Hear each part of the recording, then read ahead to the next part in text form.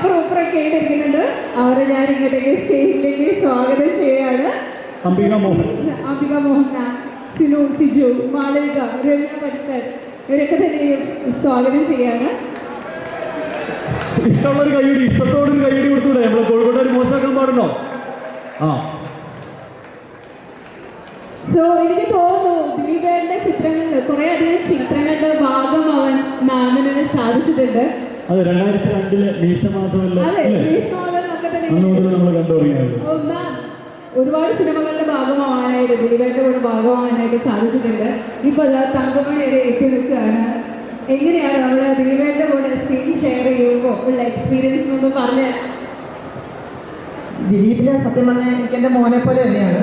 കാരണം ഒരുപാട് പദത്തിൽ അമ്മയായിട്ടും അമ്മായിയമ്മയായിട്ടും ഒക്കെ അഭിനയിക്കാനുള്ള ഭാഗ്യം ഉണ്ടായിട്ടുണ്ട്. അപ്പം അത് ആ പടങ്ങളെല്ലാം ജനങ്ങൾ രണ്ട് കൈ നീട്ടി സ്വീകരിച്ചിട്ടുമുണ്ട്. അതിലൊരുപാട് സന്തോഷമുണ്ട്.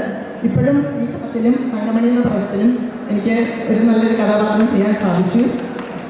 ഇതിന് അവസരം തന്ന ഡയറക്ടറോടും അതുപോലെ പ്രൊഡ്യൂസേഴ്സിനോടും സുഹൃത്തിനോടും എല്ലാം ഒരുപാട് നന്ദിയുണ്ട്.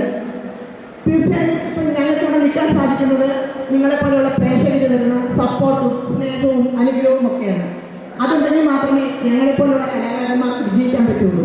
തീർച്ചയായും തങ്കമണി എന്ന സിനിമയിൽ നിങ്ങളുടെ എല്ലാവരുടെയും അനുഗ്രഹവും പ്രാർത്ഥനയും സപ്പോർട്ടും ഒക്കെ ഉണ്ടാകുമെന്ന് എനിക്ക് ഉറപ്പായും വിശ്വാസമുണ്ട്. സത്യമല്ലേ? എല്ലാവരും വരട്ടെ, നിങ്ങളുടെ സപ്പോർട്ട് ഉണ്ടാവില്ലേ?